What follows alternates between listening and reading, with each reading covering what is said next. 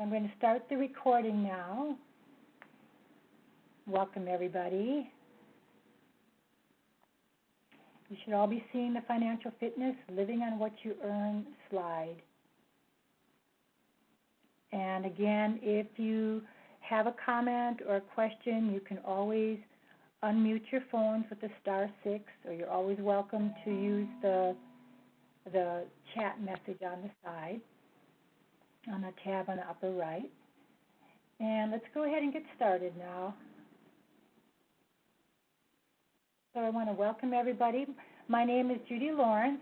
I'm a financial counselor with MoneyTracker.com, and I'm the author of the Budget Kit workbook. I've been in the personal finance business for over 20 years, and I've really watched a lot of changes during that time. So this program that we're presenting today is put on by your EAP wellness provider, Anthem. You have some really excellent benefits with them, and we'll cover that at the end. We'll review what some of those benefits are so that you can get further assistance. And this program is about living on what you earn. Isn't that just the perfect financial topic for starting out this year? Yes. And as you can see with this agenda for this hour, we're going to cover a number of topics to help you live better on what you earn. And some of these topics may be a review, but they're all topics that are related to getting a better handle on managing your personal monthly finances much more effectively. So the first place we're going to start is the psychology of money. I mean, what does money mean to you? For many people, it's definitely about security, especially these last few years. Any comments from anyone about what power means to you? Is it security? Is it status? Is it power? Any comments from anyone? Or chat message from anybody on that? The other thing then to think of is the real question is, where did that meaning come from for you? What shaped your values? Who or what circumstances shaped your values about money?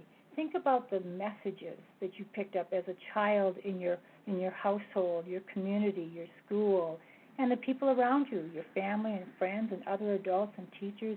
What were the messages that you were taking in as a young child? Many times those financial messages were not verbal.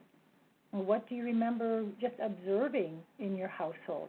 Did your parents talk about money, or was money a secret? They never talked about money, or did they argue about money, or did you hear, no, we can't afford that, or money doesn't grow on trees? In some households, people never talked about money, and they never showed their children how to manage money or gave examples, or it was just kind of a secret. It just happened. And in some cases, money was just always there. No, it didn't. If you have a comment, great. Otherwise, if you could mute your phone with *6. But in the cases where money was always there, a lot of times it may never have been discussed. And I've had many people tell me that they entered adulthood feeling absolutely clueless and challenged about money because they never learned anything about it.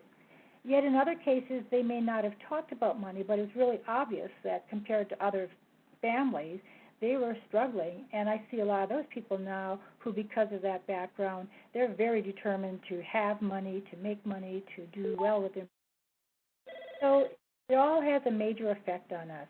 And regardless of what you learned or what you observed, the key is realizing that the impact of those messages was powerful on your life. But the other message is you don't have to let that continue to rule your life anymore. And that's what this training is about, giving you tools and insights to really understand how to live on what you earn.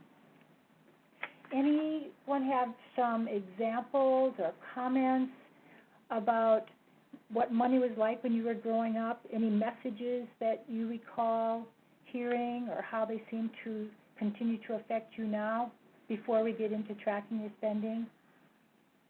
Any comments? Yeah, it's good to go. Anybody have a comment? I hear someone out there. Okay.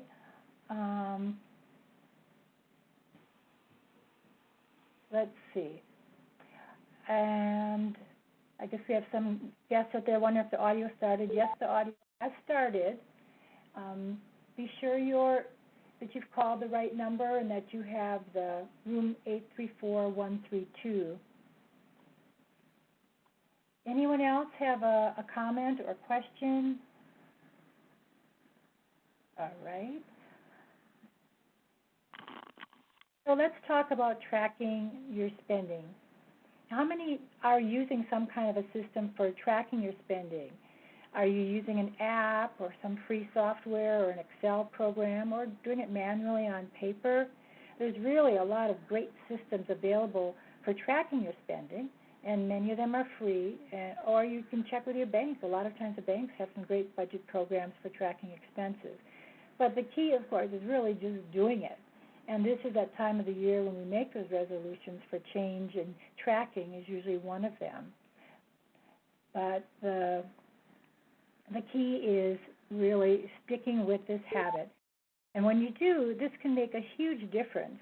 And I encourage people, actually, if you're going to do the tracking, to get in the habit of doing it daily. And it seems like a pain for some people initially, but really it's 5 to 10 minutes a day to jot down your expenses, throw away the receipt if you don't have any reason to hang on to it. And I know it's really tempting to put those receipts in a little basket on the counter with the intention of tracking on the weekend, and doing so will add so much more time trying to remember the details. But more importantly, you kind of lose that tremendous value of that daily input that helps you reshape those neural pathways, your thinking, your behavior, when you see where your money's going on a regular basis rather than on a weekly review basis. And again, remember, this is just a choice for getting financial control. It's not about deprivation or drudgery or judgment. It's about learning where your money's going. And for many people, they find it really liberating for them. Let's see. I have someone, I try to track, but my husband eats out quite a bit as he works outside. Well, that's a common one, too. And the idea is to continue tracking and then noticing, and this is something you can have a discussion with your husband at the end of the month to see how much he's eating out. It's not really even about a judgment at this time. It's about making decisions based on information. And after a while, you might be able to determine, well, what do I do about changing that if it feels important to change it. And then the other part of that is been tracking their spending for a long time. What I've heard, they start saying that so if you mute your phone with the *6, thank you very much. But with the track, people have claimed that once they started tracking this, they were spending less, saving more, and they never saw any real major changes in their life with the tool. So you can start that intention with the idea of tracking for 30 days, but over the years, I have to say, I found that people gain so much valuable insight. I heard something come out. There's information. Well, the toner's low, but it still prints. We just want to remind everyone, if we could mute your phones with the *6, and if you have on your phone, you can mute it, so everyone can hear the conversation in the background. Thank you so much. Right. You have a lot of fears today. Could mute your phone? Thank you. And let me go. Any other comments or questions about tracking that anybody's doing? All right. Just some more thoughts on this. Make sure that you include the cash back when you're using a debit card. So be sure when you're tracking all your cash, all your expenses, that means everything. It means your cash, your checks, your debits, your credit card purchases. And once you see all the spending that's going on each month through all the different ways that you can spend, it's a lot easier to understand how you may be spending more than you earn. And that other part of tracking is paying attention to those non-monthly expenses that are periodic or every quarter or paid annually. Bills like your 6-month auto insurance or your water bill every 2 months, or your homeowner insurance dues, children's back-to-school expenses, property taxes. There's a lot of those periodic expenses out there that are often overlooked. Find all of those non-monthly bills and factor them in on a monthly amount to set aside so that you've got the money for them as they come up later. And just a reminder for everyone, if you would press the *6 on your phone so it's muted, and thank you so much. Everybody's getting muted now. It's great. Appreciate that. And then the next part is, hold on here. Once we started tracking, then the other part is the B word, the budget, the spending plan, and how to put a spending plan together. Anybody here? I know we're having some issues with the background noise, but that's been kind of cleared up. But anybody have a comment about budgets that you've used, plans that you've used, what worked for you or what didn't work for you? Either you can unmute your phone and we can share that, or you can add it on your chat. But basically, the idea is to have some type of a spending plan, some way that you can anticipate what your budget's going to be for the month, what your expenses are going to be for the month. And again, you can look at doing this paper and pencil or doing it electronically. There's tons of books and software and apps for creating a budget. There's a lot of information out there. But basically, you're looking at kind of 4 buckets of information. I see, Bobby, you use YNAB. You need a budget. It's a great program. Yes, that's one of those. It's great. I'm glad that you're using that. How long have you been using it? For many people, they've done budgets for a long time. Some are just getting started. But when you do this, okay, so you've been doing it for about 4 months, great. There's 4 buckets of information, and you may have noticed this when you do your budget. The first one, of course, is that income. How much is coming in? What are the dates that income is coming in? And sometimes it's an income. It may be that you have some bonus money coming in, or your inheritance, or some other coming in. Or it could be that you're going to have a big garage sale, and you're going to anticipate some money coming from that. So first, think of your income. Second, think of those fixed expenses. These are your expenses like mortgage or rent, car payments, gym memberships, something that's fixed amount, same amount every month. And then the third type of expense to think about is the variable expenses. I often call these the fixed variable expenses because they are fixed. They're there every month, but they just vary. I mean, your student loans may vary or be the same, your credit card payments, your utilities, prescriptions, even your groceries and gasoline. It's there every month, but it's going to vary each month. And then the fourth bucket is the rest of those monthly expenses that occur daily or weekly, as well as impulsively, that are often discretionary, and they're not always necessary, but it's part of the budget, so you want to make sure you factor that in. Okay, what's that one expense that we all know is discretionary in each budget every month? I think we all know it as the lattes. A lot of people who do their coffee or they stop for something, that's definitely one of the discretionary expenses. Another area to remember when you're putting together your plan are those downloads. How much will you be spending on, or your children be spending on iTunes, Amazon, Kindle, other personal care, pet care, children care, electronic gadgets? All of those are part of expenses you want to make sure you factor in when you're putting together a spending plan. Anybody have any other comments or questions about a budget that you've been thinking about or wondering about or you've started? Emergency. We're going to talk about emergency funds, but that's a really good point, Beverly. Yes, in your budget, you do want to factor in putting money aside for emergency funds, and there'll be other savings that we're going to talk about, too, that you want to plan for. Anybody else? Anything else when you've started working on your budget? Those periodic expenses are a real significant piece of the budget. Even though you're not paying for them during a certain month, you do want to remember they're there and be putting money aside for them. Well, let's go ahead and talk about debt. That's another unpleasant topic when it comes to money. But do you know how much your total debt is? This is a sensitive topic for so many, and I know that part of living on what you earn is being brave and being honest about your debt and making that decision to take charge of it.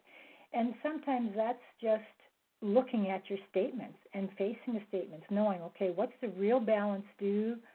What's the finance charge I'm paying? What's the interest rate I'm paying? And really looking at that. And a comment here from Bobby, spreading the big purchases across several months. Exactly. Those are those periodic expenses like your birthdays and your holidays. And that's all part of having this budget. And by planning for it, then it keeps you from adding to the debt, because a lot of the debt that people have is exactly from these birthdays and holidays and Christmas events. That's what builds up some of the debt. But the key is now to face the debt, look at the total, look at what you have, and then start by totaling up all the different loans that you have out there and debt that you have out there. And then to find out where you stand with all of that, take your total monthly net income. You take that figure, divide that by the amount of that total monthly debt that you have, and that's going to give you the percentage of your income that's going to paying off debt. And sometimes it's a pretty intimidating number to see, 40%, 50% of what I'm working for is going towards paying off debt. But by facing this information, you're taking the first step, you're taking charge of your debt, and you're taking action. And that's what's really critical. So then let's move into managing that debt. If you spend any time thinking and worrying about debt as you walk around all day, it just may be a sign that your debt is affecting your life too much, and it's time to take some action. And instead of seeing this debt as a vicious cycle, you'll notice we've played on words here, we're really going to look at it a different way. We want to shift the perspective and see it as a virtuous cycle, because you're going to take charge. You're going to, first of all, as I talked about, decide to understand your debt, really look at it, deal with it, and don't go into the shame, just go into taking action. What can I do, step by step? Know your debts and the terms of each. Understand, clearly, okay, what's my total balance for the debt? How many months of payments do I have on this debt? What are those monthly payments? What interest rate am I paying? You may not be able to change any of that at this point, but at least you can put it together, organize the information, have it all in one place. And then decide on your goals. The goals are critical. This is where having something really powerful, having powerful goals can give you that motivation to move forward and stick to a plan for reducing and eliminating that debt. Let's see. I've got a question here from Bobby. If I pay off my credit card bill in full each month, does it count towards my total debt? No, if you're paying it off in full, then that's fine. You won't include it in your debt. And a lot of people do that, and that's fine. Is it better to pay off something with higher interest or start attacking the bill the least amount? Leslie, we're going to get to that. We've got a great example for you on how we're going to handle that. But it's important to have a plan. In fact, we're going to move right into that right now with Leslie's question. So one way to develop a plan to pay off the debt is, first of all, where can you get some extra money even to apply towards your debt? Coming up with $50 or an extra $100.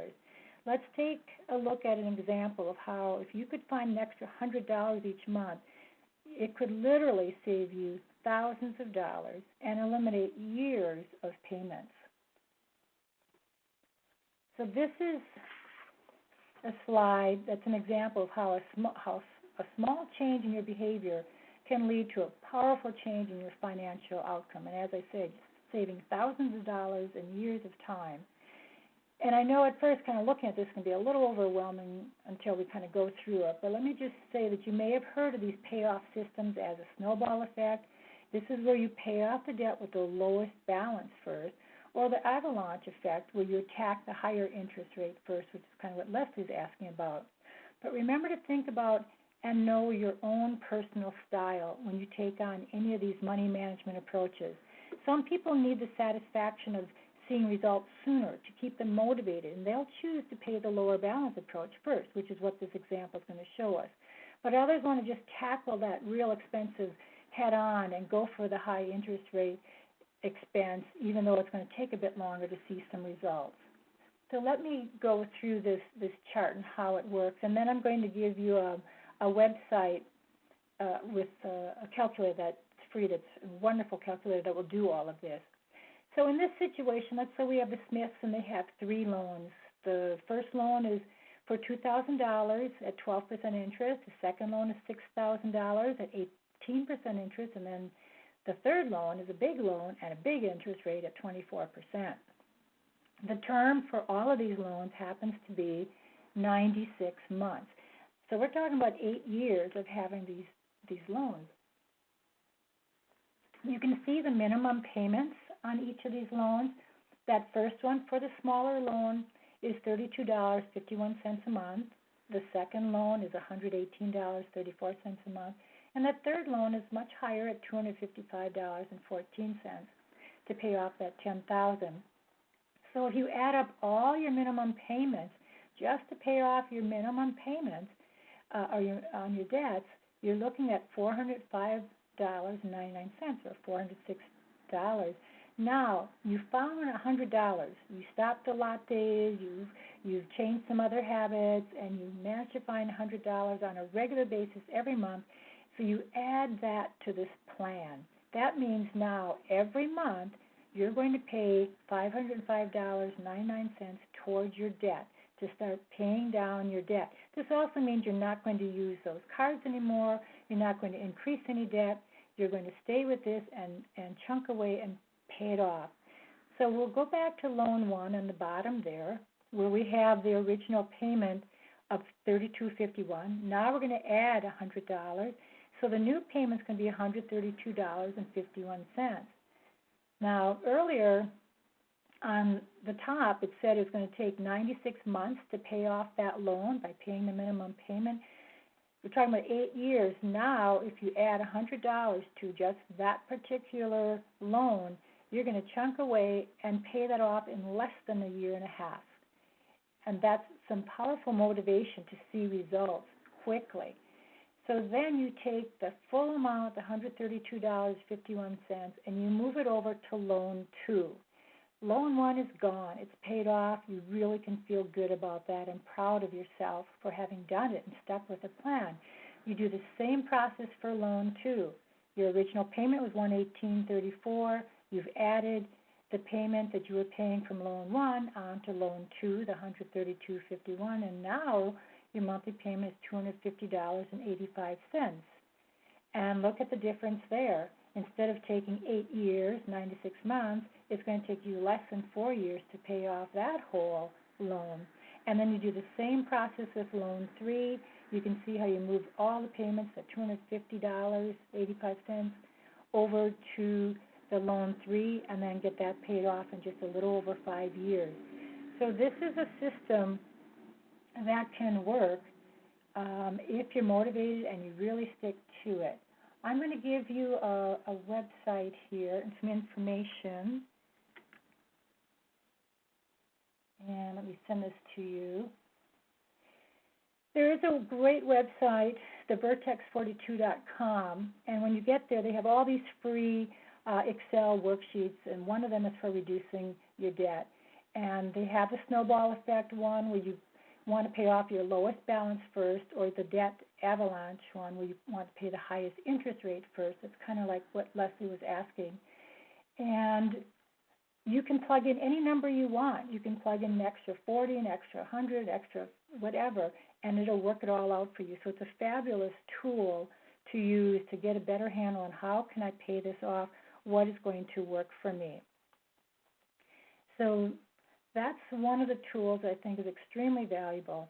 Any questions on this particular tool, or are you already, anybody using something like this already that you've tried it out?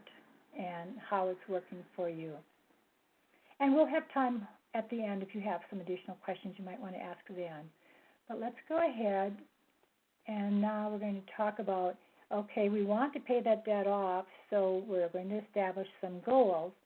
And now that you know where your money goes because you're tracking and you have a budget, so you know where you want that money to go, we've just put together that picture of how much do you owe, what is your debt. This is when you really can focus on the financial goals. Repeating the website is www.vertex42.com. That's V, like in Victor, ERTEX42.com. I did send a notice on the chat, so I'm not sure if you got that, but it is vertex42.com. Once you're in that site, you have lots of calculators. Just look under debt reduction. So when you're establishing these financial goals, and you can use that tool on that website, the key is, again, having motivation, discipline. Remember to include the family, and then think about what's the compelling reason for paying down your debt. What's going to make it worth it for you to change your behavior, change your habits, change your mindset? These are not easy changes, as you know, to make, but that's what's being asked of you if you want to get on top of the debt. Some of the reasons people have is they're just tired of harassing calls from creditors, or they're tired of the stress, or just tired of the inability to have things that they want because you want something for yourself or for your family. For other people, it's about being a good steward with your money. You really want to honor that more. Or for others, it's that being an inspirational model for your children. Remember earlier when we talked about psychology of money, where did that message come from? Think about it now for yourself. If you have children, what message do you want your children to be carrying and gaining from you as they move into adulthood, as they watch how you're managing your money? And then looking at emergency money. This question came up a little bit earlier. Emergency money is really critical to factor in and plan in each month. And I know emergencies seem like, okay, suddenly your tires are getting old and you know you need new tires. That's really not an emergency because that could be planned for. But an emergency is when the tire blows out, and that was unexpected because you hit a nail. Or it could be your dog gets in a fight with a neighborhood dog, and next thing you know you have a big vet bill. Or your washer breaks down on you. Or one of those things that there was no way you could control the situation. Those are emergencies. And even if you start by putting $25 aside each month, the key is put money aside and have a pool of money. One, it's going to slowly build up, but two, you're building up your confidence, your ability to know that you can save money. I've heard so many people say, oh, I'm horrible at saving money, I just can't save money. And part of that is because they try to save big chunks, and then because they didn't have a budget or a plan, they start pulling the money right back out again, and they never that fund never grows. So find a system for setting aside small amounts in that budget so you have money for an emergency. I know another question that comes up with, let's say, a chunk of money. If I get extra money, should I apply it towards my debt or should I put it in that emergency fund? And there's lots of different opinions on that, but my recommendation is applying it to both. You definitely want to be addressing the debt, putting more money towards debt, but you definitely don't want to be ignoring your savings and your emergency fund. So I always say be sure to be putting some extra in emergency if you can. And then other reasons to have goals and savings is saving for retirement. Now, hopefully, with retirement, you're all taking advantage of your retirement programs at work, and you're maxing it out. And if you're being matched, I don't know if you're being matched, but you definitely want to take advantage of that. And I know, let's see, Bobby, how much money should be in an emergency fund? That's always a good question. I mean, years ago, they used to recommend that you had 3 months' worth of your take-home pay set aside in emergency. But actually, in the last number of years, it's been more like 6 months. And if you listen to Susie Orman, she'll be saying 8 months. For some people, the idea of having 6 months, 3 months, 8 months worth of take-home pay is totally overwhelming. And rather than let that guideline scare you off, just start. Start putting money aside.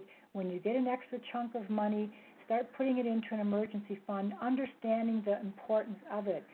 The other thing that happens when you have an emergency fund is it gives you a sense of confidence and a little bit more sense of security just knowing you have it there. It may not be enough when you have an emergency show up, but it'll be enough to get you started, to get you through, and then come up with other resourceful ways to handle that situation.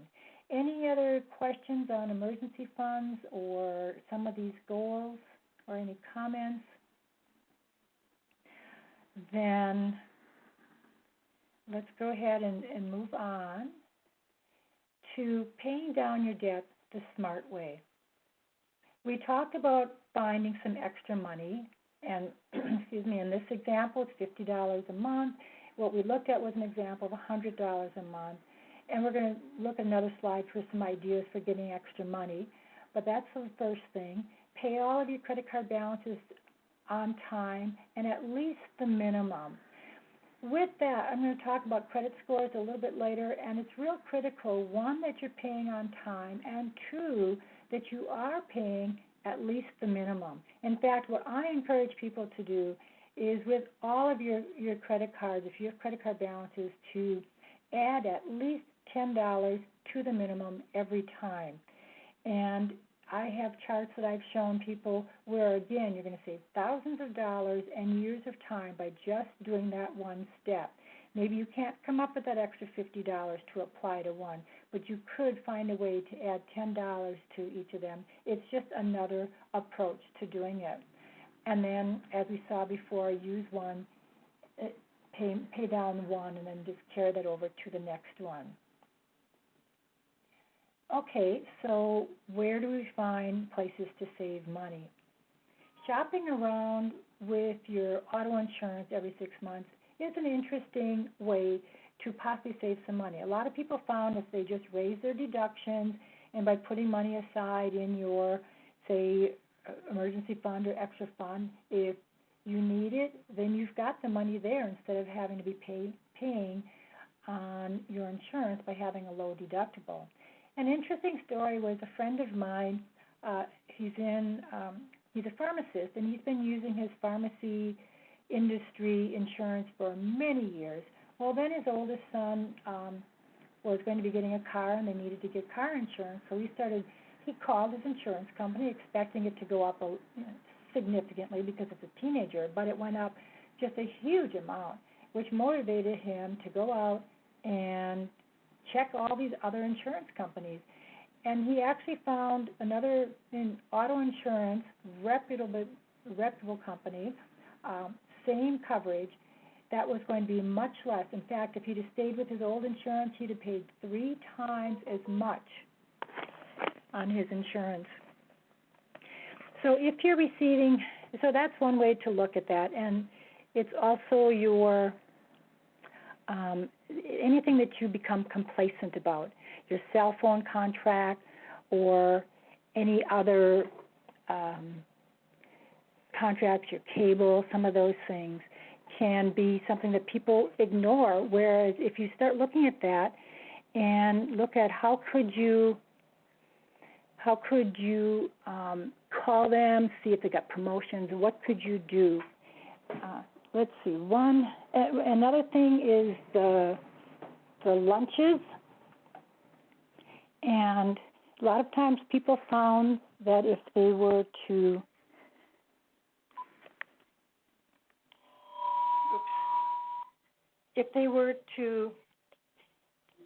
just eliminate one lunch. In fact, one woman found that she just took her lunch to work on a regular basis, and she found that she was saving enough money that she could actually fund her IRA. I actually just had some phone trouble here, so I want to make sure you can still hear me okay. I apologize for that. But the eating out less, this is another area. Okay, thank you. Eating out less is an interesting area for saving money because a lot of people feel it's all about deprivation because eating out sometimes is just that treat.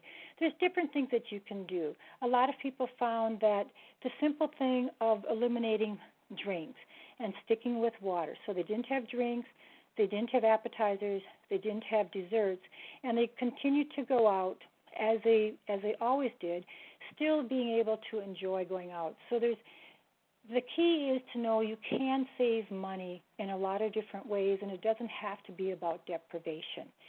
So find creative ways for saving money and establish a break for spending. This means looking at your spending plan that you put together. You can see what your plan was, and you realize, okay, you may not have that extra money, and this is when you start thinking in terms of needs and wants and what you can do to address that and cut back.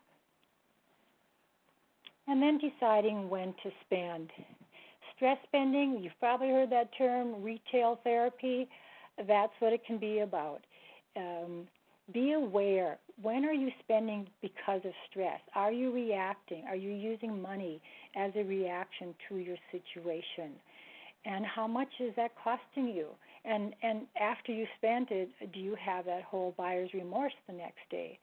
Look at your impulse spending. This is where you see something, you want it, you buy it, you don't even think, you're on automatic pilot. And I really encourage people to get into mindfulness, consciousness, being aware when you're dealing with your money, where it's going. Is it a need? Is it a want? Is it really bringing you satisfaction? And the other thing to keep in mind with this impulse spending is, again, if you have children, think of the model that you're being. If they see you pick up something, like it, oh, I want this, and you just spend on it, that's what they're learning. You can have anything you want, you just spend on it, put it on your credit card. So be aware of your spending style. And then as a family, discuss those purchases together, especially if you have big purchases coming up, whether it's a family vacation or something for the household. Discuss it with the family. Bring in the rest of the family, the children, who can be very resourceful, and they can pitch in the ways they need to. Cash is another interesting area. I really encourage people sometimes to go on a little bit like a cash diet, or not a diet, just try a day of spending only cash. We've gotten to the point with our plastic money that we're so removed from our money, we're not as aware of how much we're spending. If you were to use cash for a day, or heaven forbid if you did it for a week, which some people have done, you see very quickly how fast money is slipping through your fingers, and it's so much more tangible. So having cash as a tool for your discretionary spending gets you back in touch with how much things are costing and how you're spending it. Sometimes what I encourage people to do is what I call the 24-hour technique, and this kind of goes back to the impulse spending. Again, it's not about what you can't do, it's about how do you make this work for you. So with that 24-hour technique, that's saying you see something, you want it, but instead of buying it, you tell yourself, I can have it, I'm just going to come back tomorrow and get it. And if you've done this, you probably know most of the time you're not going to go back. The whole trigger of the impulse and the excitement is gone, and it just changed, and you saved yourself some money. So that's a technique that a lot of people have used. And then respecting that bottom line, basically we're, again, talking about that budget that you established to stay within a limit of what you've set up for yourself. And then establish the cheat. Now, the cheat was a term I wasn't as familiar with because I realized it applies more to diets, when you have that little cheat and have something. Well, the same is true for your budgets. Sometimes I refer to it like the pressure cooker effect, where sometimes we just have to take the pressure off. You've been diligent, you've been mindful, you've been cutting back, and sometimes it gets old. And establish a set amount, your mad money, your cheat money, your blow money, whatever you want to call it. Whether it's $20 a month or a week or $50 or whatever you can afford, But it's something that you don't have to be accountable to anyone for it. You just decide, I need to spend a small amount of money just to feel good and to feel I can just do something a little bit different here. And so those are all ways of being more conscious with your money and your spending. And now back to these emergencies, saving for emergencies and planned purchases. When we talk about goals, we really talk about 3 time periods of goals, and sometimes they're emergencies, but they're more planned purchases. So the first one is that short term, and this is, whether you're paying down debt, you're saving for something special, but it's a short term in terms of within the first year or within 2 years, but it's something you're going to see come to fruition and happen in a short time. So when you're thinking of your savings and you're thinking of your plans, think of short-term goals, and then the next range is that midterm. That's when it's out there a few years, 2 to 6 years, and that can be you're going to save for a new car, you're going to save for a new home or education fund for your children, or maybe you haven't started a family yet, but you're planning on it. You're starting to save for that. Or maybe you're wanting to start a new business. These are all 2 to 6 year type midterm planning or goals. And then the long term, that's your long range. That's the retirement and investments to be thinking of as you're planning out your goals, your financial goals. Anybody have any comments or questions or emergency funds that you started or savings program you started and how it worked for you? Any other thoughts or comments? Then let me move on to the credit scores. Credit scores, as you know, are important, but they're so much more important now than they used to be years ago. If you've ever been applying for, a rental apartment, or buying a car, getting car insurance, even applying for a job, you know how important those credit scores are. I recently was in a situation where I was looking for apartments, and those apartment fees can range from $25 to $45 just to do a credit check on you. You never see that credit check, and you may not get into the apartment, even if it's good, but you have to pay for it every time. So those scores become very significant. Let's see, Bobby, establishing club accounts at the bank. Just going back to the savings concept, the bank accounts are great, and because it's a plan, it's a forced savings, it's something that really works for a lot of people. And let's see. Okay, so you have a plan, Bobby, that each account you have a name for what it's going towards, and it's been great for you. And yes, see if your bank or credit union has these savings accounts, because it's a great way to break it down to specific amounts. Okay, you've got 14 of them. Whatever system works, and that's a very powerful approach because you've got a plan. That's the key thing, is having a plan. And it's probably going to affect your credit score because I'm imagining you're paying off your debt, you're paying everything on time, and that hits the bottom line of these credit scores. So let's just go over some of the ways that they're computed. That 30% payment history, this is where it's really critical because 30% of your score is based on how you pay your bills. Late payments, payments that are below the minimum requirement, they're a huge hit on your score. And then the more recent the late payment is, the lower your credit score. And then the total number of delinquent accounts also matters.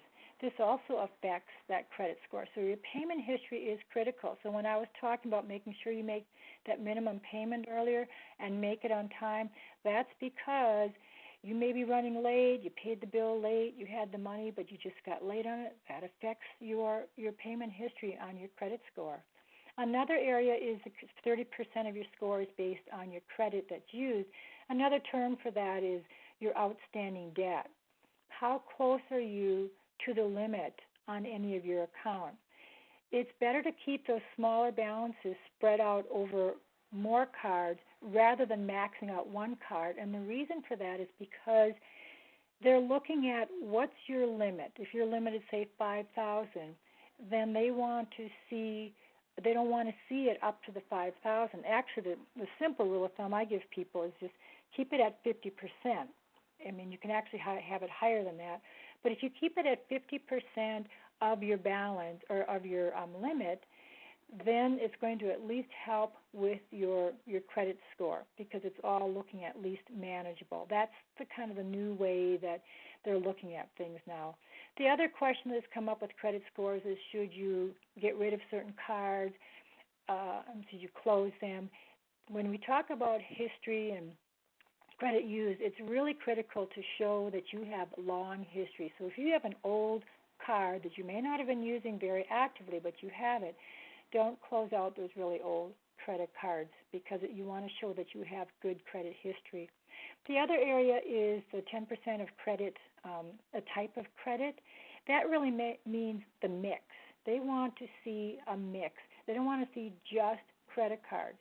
They want to see installment debt that has fixed interest. This can be car payments or some other loan that has installment payments. And then you can have credit card mixed in there. But the worst type of credit is for your credit score is the finance companies. Those are the ones that can impact your score. But again, this is part of that 10%. So that's a little bit more on credit scores. Does anybody, let's see here, we've got, can I get a free credit report? Yes. You can get, every year you can get a free one from all three, TransUnion, Experian, and I'm spacing out on the third one here, but a lot of times people will go every quarter and they'll get a free one from each of them. Usually you have to pay for the score if you want the score, but otherwise you can at least get your report. And it's good to go over your credit report and find out if there's any erroneous information there. And let's see what else here. If a credit card payment is a day or two late, will it be reflected on your credit score? If it's a day or two late, not necessarily, and sometimes you can call the companies. There is like this grace period up until a certain date by the end of the month. They won't report, but it's better if you call and double check with them if you find yourself having this problem. And let's see, I had one that the actual bank that offered it closed it out for me. That one, I'm not sure why that would have happened. I paid it off and then they closed it. It could have, perhaps it was, I don't know if it was inactivity. Okay, that may be what some of them are doing. Okay, thank you. Equifax is the third one. And where do I get the credit report? I think it's www.annualcredit.com. I should have had that one in front of me, but if someone knows it, that'd be great. But you can get them. And actually, you do want to be a little careful when you go online. Make sure you stick with the reputable services that are not charging you something because they're going to try to charge you for some fee for something, and you don't have to pay any fees when you ask for your free credit report. Also, if you've ever been turned down for credit on anything, whatever you've applied for and they turn you down, that entitles you to a free credit report from the agency that they use to determine if you qualified or didn't qualify. So that is definitely another way that you can get a free credit report. Any other questions on credit reports? Or sorry, I didn't have the exact website in front of me, but if someone knows what that one, if I did get it off a little bit. Any other comments or questions? And if you do, I think we'll have a little bit of time at the end and you can ask then. But let's go ahead and then look at the next area. I call this kind of the red flag part. Get help when needed and know when that red flag is there for you. If you find that more than 50% of your monthly pay is used to pay debt, that's definitely a warning sign for you. And that's when we would take that income and divide it by your debt and see what that percentage is. So if you have a high percentage going to debt, make sure you take some action on this. The other is if you're paying for your necessities with credit cards. I've seen situations where people are starting to pay for their milk and their groceries not because they're just taking advantage of getting free miles. It's because they don't have the money. They don't have debit. They don't have money in their credit or in their checking account, and they don't have cash, and they're starting to put it on their credit cards. If that's happening, then this is a warning signal that it's time to get some help. If you're carrying large balances on your credit cards, like $10,000 or more, that's probably another warning sign for you to be getting help. Let's see. I'm just checking comments here. Okay. One area where you can get some help is credit counseling. There are nonprofit credit counseling agencies. The problem now for consumers is there are so many services, and they all have fancy names on credit counseling, so it's very difficult to know which ones are legit and which ones are really the ones to contact. And one guideline that I give is if it's a true nonprofit credit counseling service, they're usually part of the national organizations, and most of the time they're going to, if they do charge, it'll be like maybe $10 a month if you're using their service for the debt payoff or payment programs where you pay them one check and they then disperse it to the different creditors. But even those fees are usually less than $10. If you have any service that sounds good and they're say they're credit counseling, but they're going to charge you a large amount of money up front and then a large amount of money on a monthly basis, that is something to shy away from. I know there are services out there that will say that they can get rid of your debt and because they'll get it down to half or something, but what they're going to do is charge you like 10-20% of how much money you saved. So just be aware of what's going on with these services. There are services for profit that are legitimate, and counselors and different services, and sometimes it's worth the money that you pay for the valuable changes and services that you get. What are the benefits of finding a financial planner? How do we find one? Financial planners are very valuable for helping you plan out your investments, your insurances, your retirement. An overall plan is definitely valuable, and many of them now are fee-based, meaning they won't charge you commissions on whatever they're investing in, but they'll just charge you a percentage of what your portfolio is, or they'll charge you a certain dollar amount for a meeting. The benefits of finding one is if you have money to invest and you really want some guidance there, it can be a very valuable service to save you money sometimes in the long run and to help you make decisions by giving you information to review. National debt relief, I'm not familiar with that particular company, but again, I would just ask them a lot of questions. Main thing is, what are they going to charge? And if it's any kind of high amount of charges, I would still be nervous about that. Any other questions about getting some help? Okay, let me kind of finish up here, and then we can still have time for questions at the end. So to review everything that we've gone over, the idea is having that positive balance at the end of the month, and you get that by creating a budget, creating a spending plan, tracking your spending, knowing how much you're really starting to spend each month so that you can outline a plan and have a positive balance instead of being short. As they say, having more month than money by the end of the month. Have a plan and control your spending. So we've been talking about different ways of doing that. We've talked about tracking your spending. Find those systems that are out there. There's lots of ways to do it, but the key is to stay with it, stick with it, and keep motivated and disciplined in that whole process. Paying down your debt. We've talked about some tools to use for paying down your debt. Holding those family financial meetings, I'm telling you, those young ones are so resourceful and so creative, the older ones and the younger ones. You get them involved and they feel very important. They come up with lots of great ideas and ways that they can pitch in themselves.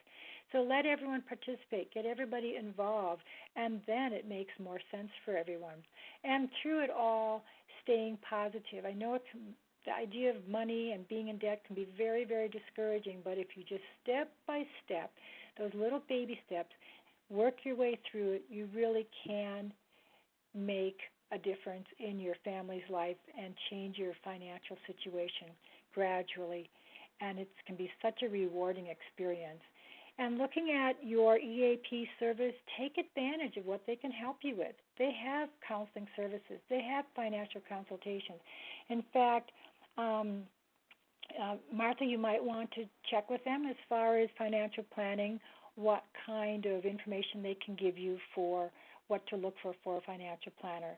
Because you do have CFP, Certified Financial Planners. You can see if they have that designation. They're the ones who are more rounded, that they'll cover your insurance, your retirement, your investments. And then you've got registered investment advisors. They're going to be more focused on specific investments. But you can get information through your EAP. You can get information on your ID theft recovery and free credit monitoring. Those services are really excellent. So know what you have, take advantage of all of them, and know that you've got some wonderful benefits available to you. You can see the phone number on the bottom right and the website, and just take advantage of something as valuable as that. So I thank you all very much, and I wish you a very prosperous 2015. But in the last few minutes, do you have any more questions or comments? And I'll try to see if I missed anything over here with some of the questions. Thank you. You're very welcome. I appreciated your comments and people sharing what you've done with your own budgets and your own savings accounts. I think that's just great. So thank you again. I really wish you a great 2015. Take advantage of this beginning of the year and make those changes now. Thank you, everybody.